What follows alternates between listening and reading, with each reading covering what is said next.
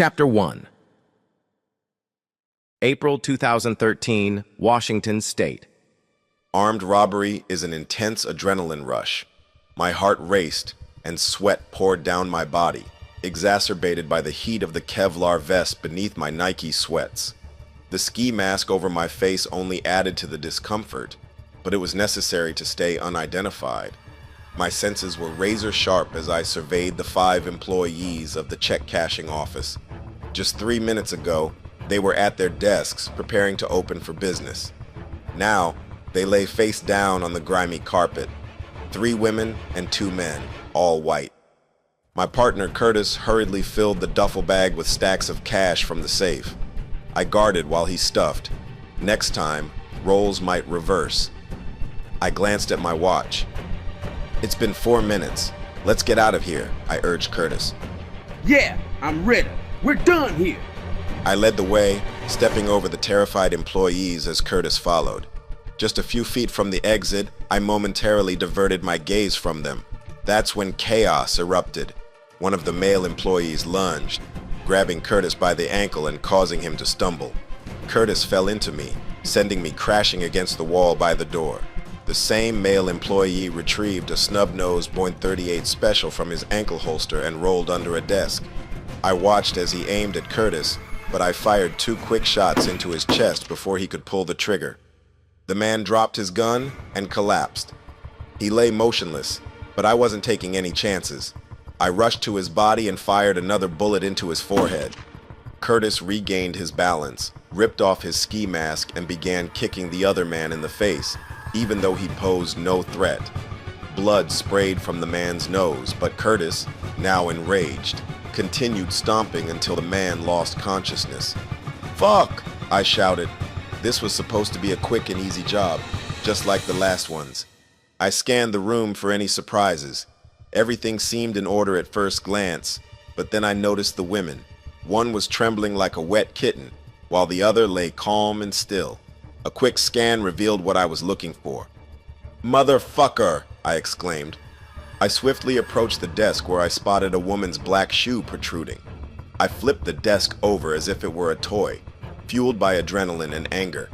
The elderly woman stared up at me, frozen in fear, the phone still pressed to her ear. Her eyes widened in terror as I pointed my Glock at her face. The metal touched her forehead, and my arm trembled as I fought the urge to pull the trigger. Her mouth formed the words, "Oh my God," but no sound emerged. I didn't want to harm an old lady, so I lowered my Glock and snatched the phone from her hand, gesturing for her to return to the others. When I placed the phone to my ear, I heard a female voice. "Hello? Hello? Ma'am? Are you still there?" It was undoubtedly a 911 operator. I needed to know what the old lady had disclosed, so I disguised my voice to sound like hers. "How soon before help arrives?" I whispered into the phone. The operator's response haunted me. "They should be there any second. In fact, they're pulling up right now." I hung up and looked at Curtis, who was still seething. "Back door, let's move! The cops are out front!" I shouted. With urgency, I grabbed the duffel bag filled with loot and headed for the back door. Curtis followed but suddenly stopped. I knew what was coming when I saw him pull out his gun. He had revealed his face, and now he had to eliminate any witnesses. He bent over and shot the old lady in the back of the head at point-blank range. Next, he shot the man he had kicked unconscious. The young woman, who had been shaking uncontrollably, ceased her trembling after Curtis put a bullet in the back of her head. Then, Curtis seized the pretty blonde woman by the arm and hoisted her to her feet. After a quick appraisal, he pushed her out the back door in front of him. He walked with his arm around her, appearing as a couple, but his pistol pressed firmly into her ribcage. I had removed my ski mask just before leaving the office, so I quickly donned my large sunglasses to obscure most of my face. "What's with that?" I asked, nodding toward the woman. Just a little insurance. We're not home yet. We hurried to the van, blending in like ordinary people. It was still early, and the back parking lot was mostly empty. The few people present were preoccupied with their own issues, oblivious to us. They were simply trying to enjoy the rare sunny morning. I slid into the driver's seat, while Curtis and his hostage entered through the side door. After cuffing the girl, Curtis climbed into the front passenger seat. As we drove away from the shopping plaza, we noticed several police cars and ambulances racing toward the scene of the chaos Curtis had left behind. Oh well, shit happens.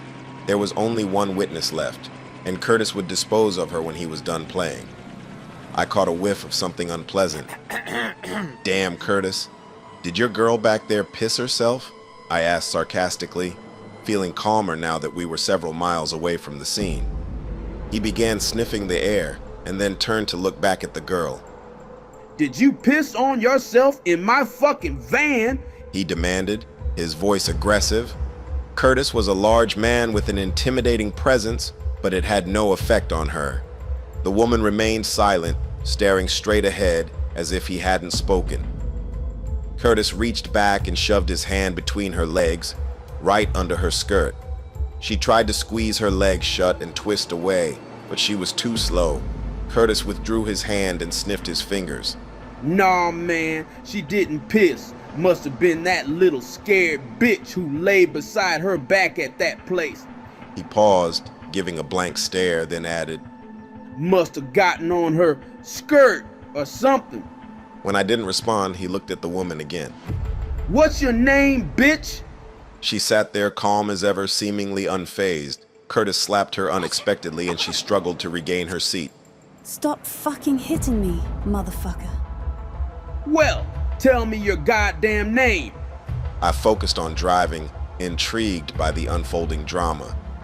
Curtis had met his match this time. After a brief pause, she relented. My name is not bitch. It's Penny. Are you fucking happy now? Curtis stared at Penny, sensing her anger, but also the scent of her fear. He was a predator, relishing his prey. He warned her, You better be nice to me, bitch, before you end up like those 4 Peckerwoods back at your job.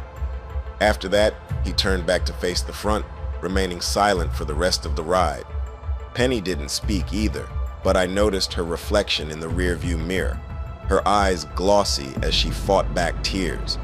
She wasn't as tough as she pretended to be. She was a skilled actress. I reached the house and pulled into the garage, lowering the door behind us. I grabbed the duffel bag and headed inside. Curtis dragged Penny out of the back seat and followed me in. As expected, during the short walk from the garage to the living room, I could hear Penny's complaints. Don't fucking touch me like that. Stop it. Watch your fucking hands. Would you please stop touching my ass? What the fuck is wrong with you? Just leave me the hell alone. Every word was futile. Curtis only laughed. If she knew what I knew, she would be the one pissing herself this time. Curtis was just getting started with her. Soon, he would do much more than just touch her. I tossed the duffel bag onto the couch and went to grab a couple of beers from the fridge. I sat down, picked up the TV remote, and began scanning the local stations. I found what I was looking for, breaking news about the robbery. The aerial view from the helicopter showed one of the dead employees being wheeled on a stretcher into an ambulance, a bloody sheet covering the body. I couldn't believe the news was airing such graphic content. I guess it's all about shock value nowadays. I closed my eyes and offered a short prayer for the lives we had taken. When I opened them, Penny was staring at me, confusion etched on her face. What kind of hardcore killer are you? The kind that'll break my foot off in your white ass, I snapped back, irritated by her comment. We hadn't gone into that office to kill anyone. If that idiot hadn't grabbed Curtis's leg, all that bloodshed could have been avoided. I glared at Penny until she looked away. There was something peculiar about her. I just couldn't place it. I felt I had seen her before, but couldn't remember where. Curtis began patting her down, ostensibly searching for weapons, but in reality, he was just groping her. Penny squirmed away from his hands, but it was futile. Curtis would do as he pleased, and she was powerless to stop him.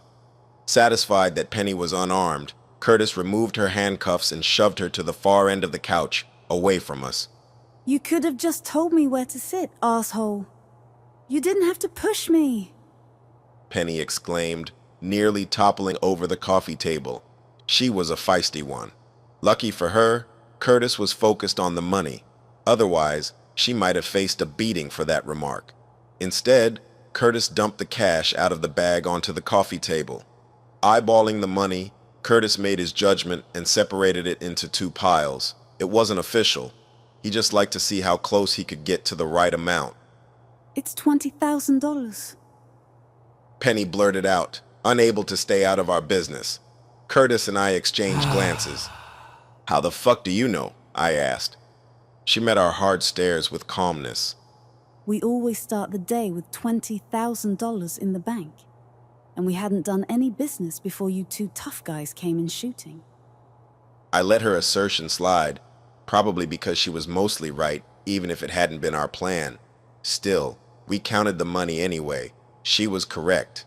$20,000 to the penny, no pun intended. I took my share and headed to my bedroom.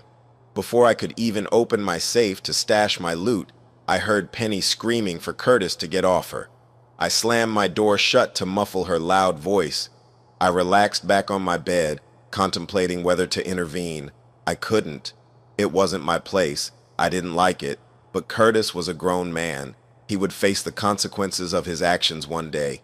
I cranked up some old-school hardcore music, Money and the Power, and focused on planning our next hit. My body and mind were exhausted, and I quickly drifted off to sleep.